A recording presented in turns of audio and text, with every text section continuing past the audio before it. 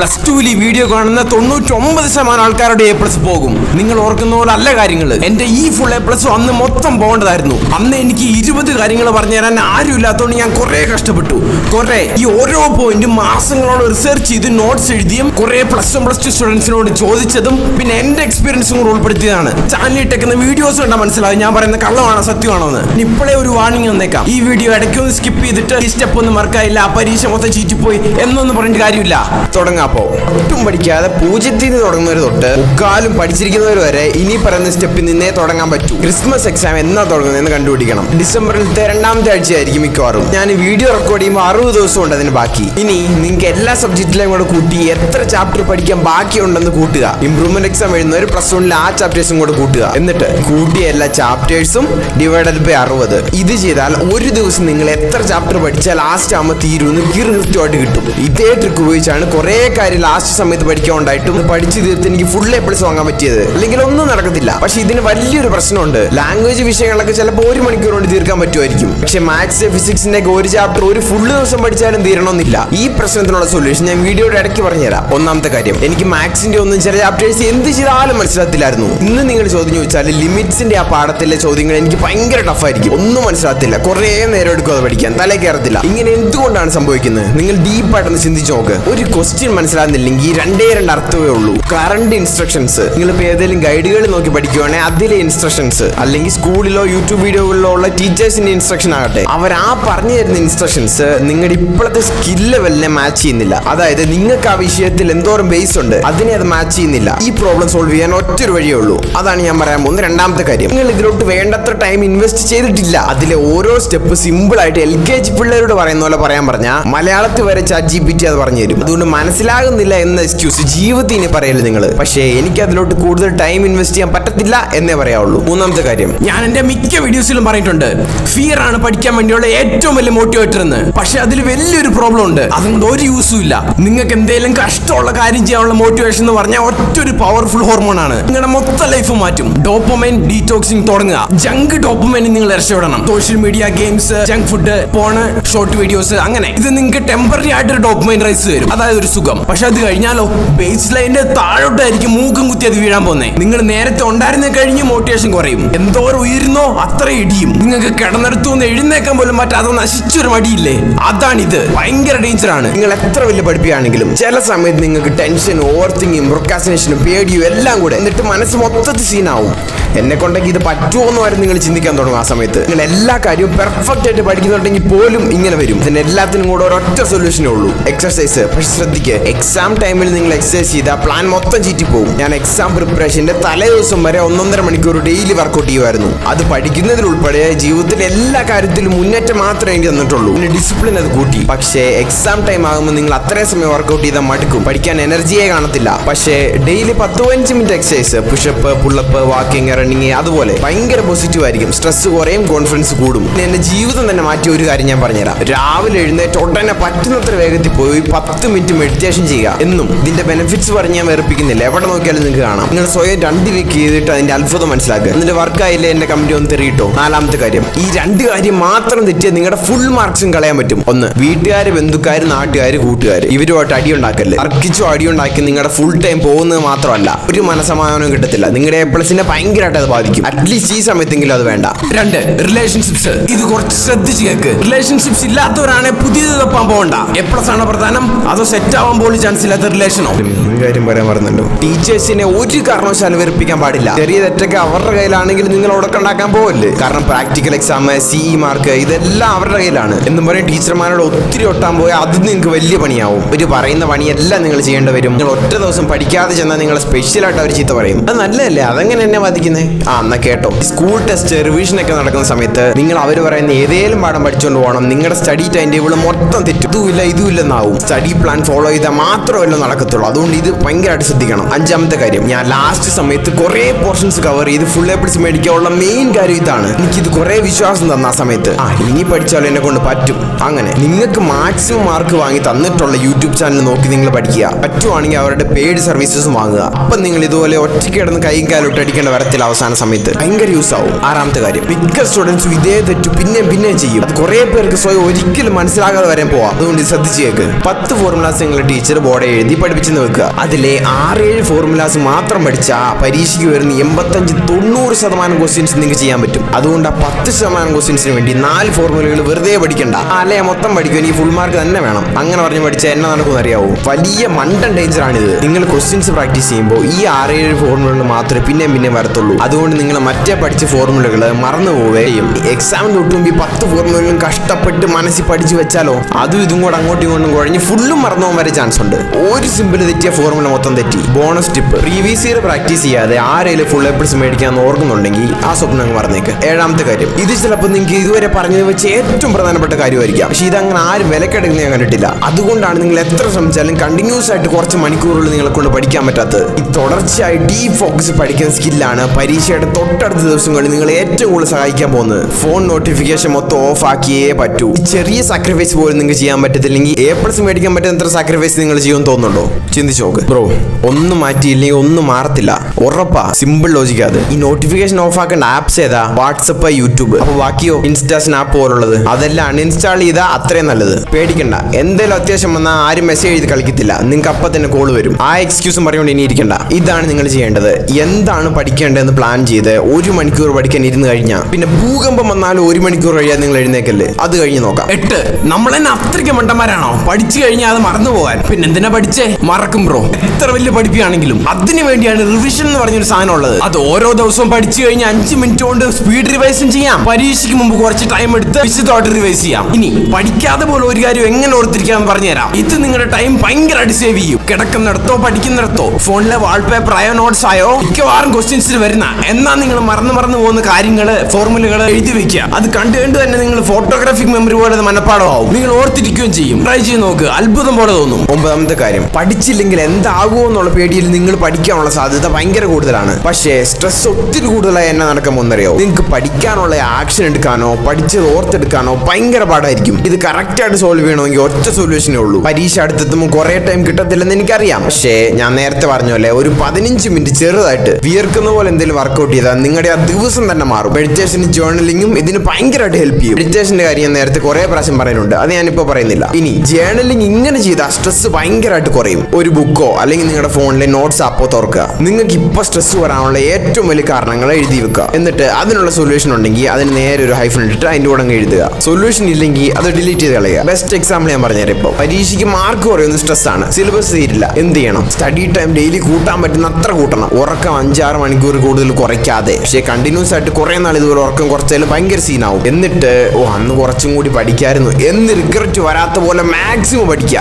ആ റിഗ്രറ്റ് മാത്രം വരില്ലേ, നിങ്ങളുടെ 100% കൊടുക്കുക. 10ാമത്തെ കാര്യം, 3.5 മണിക്കൂർ എടുത്ത് പഠിച്ച് പാഠം പോലും 5 മിനിറ്റ് കൊണ്ട് എഫക്റ്റീവ് ആയിട്ട് റിവൈസ് ചെയ്യാം. ഇത് ഞാൻ ചില വീഡിയോസ് നേരത്തെ പറയുന്നുണ്ട്, പക്ഷേ ഇത് ഭയങ്കര ഇമ്പോർട്ടന്റ് ആണ്. അതുകൊണ്ട് എല്ലാവരും ശ്രദ്ധിച്ചോ. നിങ്ങളൊരു പാഠത്തിന്റെ യൂട്യൂബ് ക്ലാസ് കേൾക്കുമ്പോൾ തന്നെ അതിൽ പറയുന്ന കാര്യങ്ങളെ, ക്വസ്റ്റ്യൻസ് ഇതെല്ലാം കൂടെ പഠിച്ച് ഒരു പ്രാവശ്യം നിങ്ങൾ തന്നെ സ്വന്തം ഭാഷയിൽ ഒന്ന് എഴുതി നോക്കുക കാണാതെ. അങ്ങനെ വീഡിയോ തീർക്കുക. അപ്പോൾ ഒരു മാജിക് നടക്കും. ഈ പാഠത്തിൽ നിന്ന് കിട്ടാവുന്ന ഏറ്റവും ബെസ്റ്റ് സമ്മറി ഇപ്പൊ നിങ്ങളുടെ കയ്യിലുണ്ട്. കാരണം ഇത് നിങ്ങളുടെ ബ്രെയിനെ എങ്ങനെ ഓർത്തിരിക്കാൻ പറ്റുമോ അതേ രീതിയിലാണ് നിങ്ങൾ എഴുതിയിരിക്കുന്നത്. പരീക്ഷയ്ക്ക് മുമ്പ് 5 മിനിറ്റ് വായിച്ചാൽ മതി, നിങ്ങൾക്ക് ഓർമ്മ വരും. പിന്നെ മാത്സും ഫിസിക്സും പാടുള്ളവർക്ക് ഏറ്റവും വലിയൊരു ബോണസ് ടിപ്പ് പറഞ്ഞുതരാം. ഓരോ ക്വസ്റ്റ്യൻസും ചിലപ്പോൾ നിങ്ങൾ എങ്ങനെ ചെയ്യണമെന്ന് മറന്നു പോകും. ക്വസ്റ്റ്യൻസിലെ ചില സ്റ്റെപ്പുകൾ എങ്ങനെ വന്നതെന്ന് നിങ്ങൾ മറന്നു പോകും. അങ്ങനെയുള്ള സ്ഥലങ്ങളിൽ എഴുതി വെക്കണം ഈ സ്റ്റെപ്പ് എങ്ങനെ വന്നതെന്ന്. ലാസ്റ്റ് സമയത്ത് കുറെ ടൈം സേവ് ചെയ്ത് ഇതിന് നിങ്ങൾക്ക് ChatGPT ഉപയോഗിക്കാം. 11, എനിക്ക് ഏറ്റവും പാടുള്ള സബ്ജക്ട് മാത്സ് ആയിരുന്നു. നിങ്ങൾ ഇപ്പൊ പെട്ടെന്ന് എന്നോട് 8x7 എത്രയാന്ന് ചോദിച്ചാൽ എനിക്കറിയത്തില്ല. അതുകൊണ്ട് ഞാൻ എന്ത് ചെയ്തു? മാത്സിലേക്ക് കൂടുതൽ ടൈം ഇട്ടു. എല്ലാവരെക്കാട്ടും കൂടുതൽ ക്വസ്റ്റ്യൻസ് ഞാൻ ചെയ്തു. കാരണം വേറെ വഴിയില്ല, എനിക്ക് A+ വാങ്ങിയേ പറ്റത്തുള്ളൂ. ഇതിലെ ഏറ്റവും വലിയ ഡേഞ്ചർ വരുന്നതെന്ന് പറഞ്ഞാൽ നിങ്ങൾ ഇടുന്ന എഫേർട്ടിനനുസരിച്ചുള്ള മാർക്ക് തരുന്ന ടോപ്പിക്സ് അല്ലെങ്കിൽ ക്വസ്റ്റ്യൻസ് ആയിരിക്കണം സമയം കളഞ്ഞ് പഠിക്കുന്നത്. ഇതുവരെ വന്നിട്ടില്ലാത്ത ടോപ്പിക്സിലെ ക്വസ്റ്റ്യനോ 5 വർഷത്തിൽ ഒരു പ്രാവശ്യം വല്ലതും വന്ന 1 മാർക്കിന്റെ ക്വസ്റ്റ്യനോ 3 മണിക്കൂർ കളഞ്ഞ് ഇതുപോലെ പ്രാക്ടീസ് ചെയ്യുന്നതുകൊണ്ട് ഒരു ഗുണമില്ല. 12, പരീക്ഷ തലേന്ന് ഒരു കാരണവശാലും സ്ലീപ്പ് കുറയ്ക്കാൻ പാടില്ല. ഇതുവരെ കഷ്ടപ്പെട്ടതെല്ലാം വെറുതെ ആവും. ഇപ്പൊ ഈ വീഡിയോ കാണുന്ന 90% ആളുകളെ ഒളിപ്പിക്കട്ടെ. ന്യൂറൽ റിപ്ലൈ ഇൻ സ്ലീപ്പ് എന്ന് ഗൂഗിൾ സെർച്ച് ചെയ്ത് നോക്ക്. എന്തിനാ ഒരിക്കലും പരീക്ഷയ്ക്ക് മുമ്പ് ഉറക്കം സ്കിപ്പ് ചെയ്യില്ലെന്ന് പറയുന്നത്, പഠിച്ച് മടുത്തു കഴിഞ്ഞാൽ എന്തുകൊണ്ട് പവർ നാപ്പ് എടുക്കുന്നു എന്ന് പറയുന്നത്, ഇതെല്ലാം നിങ്ങൾക്ക് അപ്പം മനസ്സിലാവും. 13ാമത്തെ കാര്യം, എന്റെ മനസ്സിൽ നിന്ന് ഒരു കാര്യം പറയാം. നിങ്ങൾ കഷ്ടപ്പെട്ട് പഠിച്ചാൽ മൊത്തം ഓർമ്മ വന്നില്ലെങ്കിലും ഓർമ്മ വരുന്നതെല്ലാം എഴുതി വെക്കുക. പകുതി മാർക്കെല്ലാം കിട്ടും. മാക്സിമം ക്വസ്റ്റ്യൻസ് അറ്റൻഡ് ചെയ്യുക. നിങ്ങൾ ജീവിതത്തിൽ എന്തെങ്കിലും ഒരു ദിവസം ക്ലാസ്സിലോ പരീക്ഷയിലോ എന്തെങ്കിലും നല്ല പോലെ പെർഫോം ചെയ്യുന്നുണ്ടാവും. അല്ലെ അത് വേറെ ഏതെങ്കിലും ഫീൽഡിലായിരിക്കും. അപ്പോൾ നിങ്ങൾ ഇങ്ങനെ ചിന്തിക്കണം, കഷ്ടപ്പെട്ട റിസൾട്ട് വരുമെന്ന് എനിക്കറിയാം. അത് എന്നെ കൊണ്ട് അന്ന് ചെയ്യാൻ പറ്റുമെങ്കിൽ അതേ എഫേർട്ട് അല്ലെങ്കിൽ കുറച്ച് കൂടുതൽ എഫേർട്ട് ഇട്ടാണെങ്കിലും ഇത് ഞാൻ നേടിയെടുക്കും. ഇനി വരാൻ പോകുന്ന ടൈമുകളിൽ നിങ്ങളുടെ തന്നെ മൈൻഡിന് വിശ്വാസം പോകുമ്പം അഫർമേഷൻസ് നിങ്ങളെ ഭയങ്കരമായിട്ട് സഹായിക്കും. കേൾക്കാൻ കോമഡി ആണെങ്കിലും പിന്നെ എനിക്ക് വിശ്വാസമുണ്ട് നീ ഇതിൽ ജയിക്കും. ഇതൊക്കെ മനസ്സ് തൊട്ട് പറഞ്ഞാൽ നല്ല വിശ്വാസവും കോൺഫിഡൻസും കിട്ടും. 14 പരീക്ഷ എഴുതുമ്പോൾ ടൈം കിട്ടിയില്ലെന്ന് പറയാൻ നമുക്ക് അധികാരമില്ല. അതിനാ ഏത് സബ്ജക്റ്റ് ആണെങ്കിലും, ലാംഗ്വേജസ് ആണെങ്കിലും, മാത്സ് ഫിസിക്സ് ആണെങ്കിലും ഏതും നമ്മൾ ടൈം പ്ലാൻ ചെയ്തിട്ട് വേണം ബാക്കി കാര്യം ചെയ്യാൻ. ഈ 3 കാര്യം ചെയ്തില്ലെങ്കിൽ ഒരു കാലത്തും ടൈം കിട്ടത്തില്ല. പിന്നെ നിങ്ങൾ ഇത്രയും പഠിച്ച് വെറുതെ ആയിപ്പോൾ പരീക്ഷയ്ക്ക് എഴുതാൻ പറ്റിയില്ലെങ്കിൽ. 1 ഒരു നോർമൽ വാച്ച് എക്സാമിന് കൊണ്ടുപോയേ പറ്റൂ. എക്സാം എത്ര മണിക്ക് തുടങ്ങും, എത്ര മണിക്ക് തീരും, ഇതെല്ലാം നിങ്ങൾ അറിഞ്ഞിരിക്കണം. എന്നിട്ട്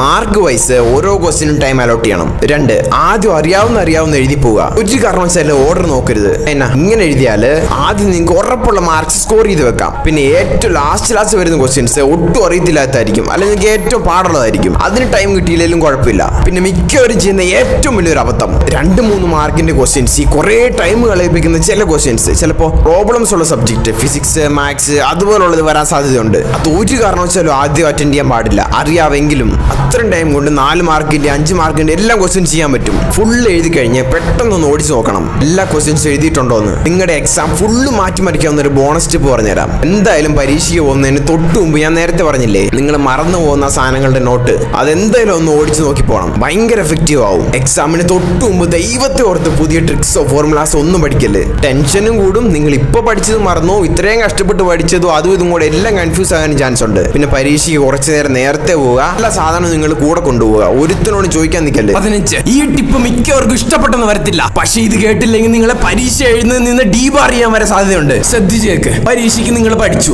ശരി. കൂട്ടുകാർ നിങ്ങളും സെയിം റൂമിൽ ഇരിക്കുന്നുണ്ട്, ഒക്കെ ശരിയാ. അവർക്ക് അത്യാവശ്യം പറഞ്ഞും കൊടുക്കാം. പക്ഷേ നിങ്ങളുടെ സേഫ്റ്റിയും നിങ്ങൾ ഇത്രയും ചെയ്ത കഷ്ടപ്പാടും റിസ്ക് എടുത്തോണ്ടാവല്ലേ. ഇതിനെപ്പറ്റി നല്ലപോലെ ചിന്തിക്കേ. 16ാമത്തെ കാര്യം, എന്റെ 10th-ലും +1 +2-ലും എല്ലാത്തിലും ഏറ്റവും കൂടുതൽ എനിക്ക് ഹെൽപ്പ് ചെയ്ത ടിപ്പാണിത്. ശ്രദ്ധിക്കുക. പരീക്ഷയ്ക്കുള്ള ടൈം ടേബിൾ വന്നെന്ന് വിചാരിക്കുക. ഏത് വിഷയം എപ്പോ പഠിക്കണം, എപ്പോ റിവൈസ് ചെയ്യണം തീരുമാനിക്കാൻ ഏറ്റവും എഫക്റ്റീവായ 2 കാര്യങ്ങളാണുള്ളത്. 1 എക്സാമിന് ഏറ്റവും ലാസ്റ്റ് വരുന്ന വിഷയം ആദ്യം റിവൈസ് ചെയ്യണം. അങ്ങനെ റിവൈസ് ചെയ്ത് പോയാൽ ഫസ്റ്റ് പരീക്ഷയുടെ തലേദിവസം ആ ഫസ്റ്റ് വിഷയം തന്നെ നിങ്ങൾ റിവൈസ് ചെയ്യും. അപ്പൊ 1ാമത്തെ വിഷയം കൂടുതൽ ഓർമ്മ നിൽക്കാൻ നിങ്ങൾക്ക് സഹായിക്കും. അപ്പൊ സെക്കൻഡ് പരീക്ഷയ്ക്ക് ഏതാ ജസ്റ്റ് ലാസ്റ്റ് പഠിച്ച സബ്ജക്ട്. 1ാമത്തെ പരീക്ഷ സെറ്റപ്പ് ആയാൽ തന്നെ ഫുൾ പരീക്ഷയ്ക്കുള്ള കോൺഫിഡൻസും കിട്ടും. അങ്ങനെ നിങ്ങൾ പരീക്ഷ എഴുതി പോയി ലാസ്റ്റ് ആകുമ്പോഴേക്കും ചില സബ്ജക്റ്റിന് ചിലതൊക്കെ നിങ്ങൾ മറന്നുപോയി കാണും. ഞാൻ നേരത്തെ പറഞ്ഞല്ലോ, കോമൺ സെൻസ് മറന്നു പോകുന്നതിൽ റിവൈസ് ചെയ്ത ആ പ്രോബ്ലം സോൾവ് ആയി. ഇപ്പൊ പറഞ്ഞത് ഗ്യാപ്പ് ഇല്ലാതെ അടുപ്പിച്ച് എക്സാം വരുമ്പോൾ ചെയ്യാനുള്ള കാര്യമാണ്. 2 ഇനി പരീക്ഷയ്ക്കിടയിലുള്ള ഗ്യാപ്പ് നിങ്ങൾ എന്തായാലും നോക്കണം. ഗ്യാപ്പ് കഴിഞ്ഞ് തൊട്ടടുത്ത് ഏത് വിഷയമാണോ ഉള്ളത് ആ വിഷയമേ സ്റ്റഡി അല്ലെങ്കിൽ റിവൈസ് ചെയ്യാവുള്ളൂ. 17 എനിക്ക് വെറുപ്പുള്ള സബ്ജക്റ്റ് ഒക്കെ പഠിക്കുമ്പോൾ ഈ ടിപ്പ് എനിക്ക് ദൈവമായിട്ട് വന്ന് ഹെൽപ്പ് ചെയ്തിട്ടുണ്ട്.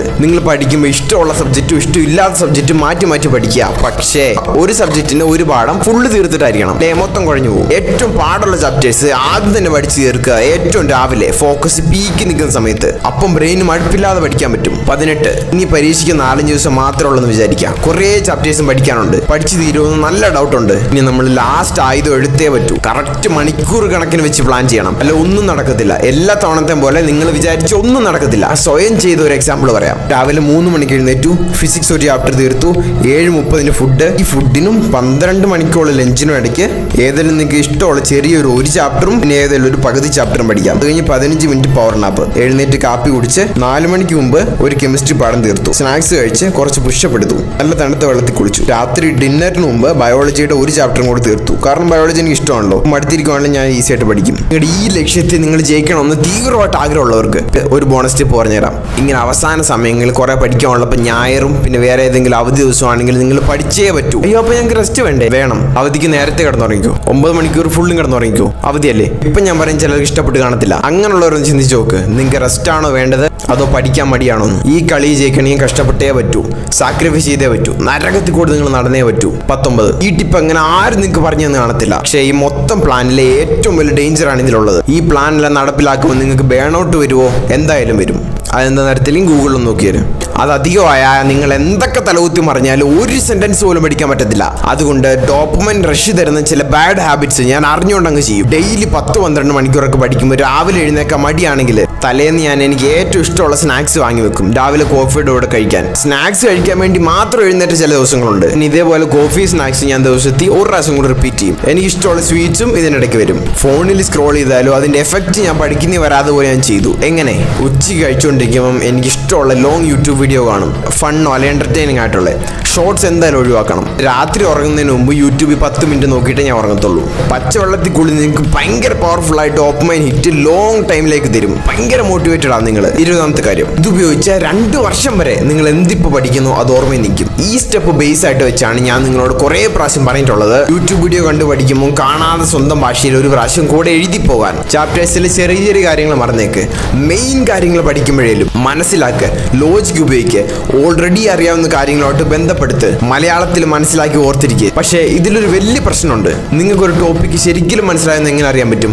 ചിലപ്പോൾ നിങ്ങളുടെ ബ്രെയിൻ തന്നെ നിങ്ങളെ പറ്റിക്കും മനസ്സിലായെന്ന് പറഞ്ഞു. പക്ഷെ പരീക്ഷയ്ക്ക് പോയിരിക്കുമ്പോൾ നിങ്ങൾക്ക് ഇത് എങ്ങനെ എഴുതേണ്ടതെന്ന് അറിയത്തില്ല, മറന്നു പോവുകയും ചെയ്യും. ഒറ്റൊരു പെർമനന്റ് സൊല്യൂഷൻ ഉള്ളതിന് ടെക്സ്റ്റ് ബുക്ക് കാര്യങ്ങളൊന്നും അറിയാത്ത ഒരാൾക്ക് ഏറ്റവും ചെറിയ വേർഡ്സിൽ നിങ്ങൾക്ക് ഇത് മനസ്സിലാക്കി കൊടുക്കാൻ പറ്റുന്നുണ്ടെങ്കിൽ നിങ്ങൾ ഇത് മനസ്സിലാക്കി. എക്സാമ്പിൾ, +2 ബയോളജിയിലെ ടെസ്റ്റ് ക്രോസ് എന്ന് പറയുന്ന സാധനം പഠിക്കുന്നു. ഇത് ആരൊക്കെ തമ്മിലാണ് ചെയ്യുന്നത്, എന്തിന് ചെയ്യുന്നു, ഈ 2 കാര്യം ഓർത്ത് വെച്ച സംഭവം തീർന്നു. ഇവിടുന്ന് എന്ത് ചോദിച്ചാലും നിങ്ങൾക്ക് ഈ ബേസ് കൊണ്ട് എഴുതാൻ പറ്റും. ഈ ടിപ്പ് വർക്ക് ചെയ്യുന്ന എന്താ എത്ര ഉറപ്പ്? മോട്ടിവേറ്റഡ് മെമ്മറി അല്ലെങ്കിൽ എൻകോഡിംഗ് എന്നാണ് ഇതിന് പറയുന്നത്. നിങ്ങൾക്ക് ഒരു കാര്യം ഓർത്തിരിക്കാൻ വേണ്ടി ഒരു കാരണം ഉണ്ടെങ്കിൽ നിങ്ങളുടെ ബ്രെയിൻ അത് യൂസ്ഫുൾ ആയിട്ട് തോന്നുന്നു എന്നാണ് അർത്ഥം. ഇത് മെമ്മറിയെ ഭയങ്കരമായിട്ട് ബൂസ്റ്റ് ചെയ്യും. നിങ്ങളുടെ ഈ കഷ്ടപ്പാടൽ ജേണിയിൽ ഏറ്റവും കൂടുതൽ ഹെൽപ്പ് ചെയ്യാൻ പോകുന്ന ഒരു ബോണസ് ടിപ്പാണ് ഇനി പറയാൻ പോകുന്നത്. തുടക്കം മുതൽ അവസാനം വരെ ഒരു പ്ലാനും പെർഫെക്റ്റ് ആയിട്ട് നിൽക്കത്തില്ല. നിങ്ങൾക്ക് ഏതാണോ കറക്റ്റ് ആയിട്ട് വർക്കൗട്ട് ആകുന്നത് കുറച്ച് അങ്ങോട്ടും ഇങ്ങോട്ടൊക്കെ മാറ്റി നിങ്ങൾക്ക് സെറ്റാക്കാം. മറ്റുള്ളവർ പറയുന്ന അന്ധമായിട്ട് വിശ്വസിക്കാതെ അവരെന്തിനാ അങ്ങനെ പറയുന്നത്, സത്യമാണോ കള്ളമാണോ, എനിക്കത് പേഴ്സണലി സെറ്റ് ആവുന്നുണ്ടോ എന്ന് ചിന്തിച്ചു നോക്ക്. പക്ഷേ നിങ്ങളുടെ മെയിൻ ലക്ഷ്യത്തിൽ നിന്ന് എന്തായാലും ഡൈവേർട്ട് ആകാതെ ഡിസിപ്ലിൻഡ് ആയിട്ടിരിക്കണം. ലാസ്റ്റ് മെയിൻ കാര്യം, ഇതെല്ലാം കൂടി ഈ എക്സ്പീരിയൻസ് ഇല്ലാത്ത നിങ്ങൾ ചെയ്യാൻ നോക്കിയാൽ ഫുള്ള് ചീറ്റി പോകും. ഫുൾ A+ കിട്ടുന്നതിന് തടയുന്ന A to Z പ്രശ്നങ്ങൾക്ക് സൊല്യൂഷൻ തന്ന് ഡെയിലി എന്തൊക്കെ ചെയ്യണമെന്ന് ഫുൾ ഇൻസ്ട്രക്ഷൻ പറഞ്ഞു തന്ന് രാവിലെ നിങ്ങളെ വിളിച്ചെഴുന്നേപ്പിച്ച് സ്റ്റഡീസിലെ doubt solving, accountability coach, direct calls ഇതെല്ലാം തന്ന് ഞാൻ ചെയ്ത ടിപ്സും ട്രിക്സും എല്ലാം പറഞ്ഞുതരാം. ഈ നമ്പർ വാട്സ്ആപ്പ് ചെയ്യേ. ചാനൽ വീഡിയോസ് എല്ലാം കണ്ട് വിശ്വാസമായിട്ട് മതി. നിങ്ങൾ +1 സ്റ്റുഡന്റ് ആണെങ്കിൽ ഇപ്പോൾ ഇതെല്ലാം വലിയ ഡിസ്കൗണ്ടിൽ കിട്ടും. പെട്ടെന്ന് മെസ്സേജ് അയക്കുക.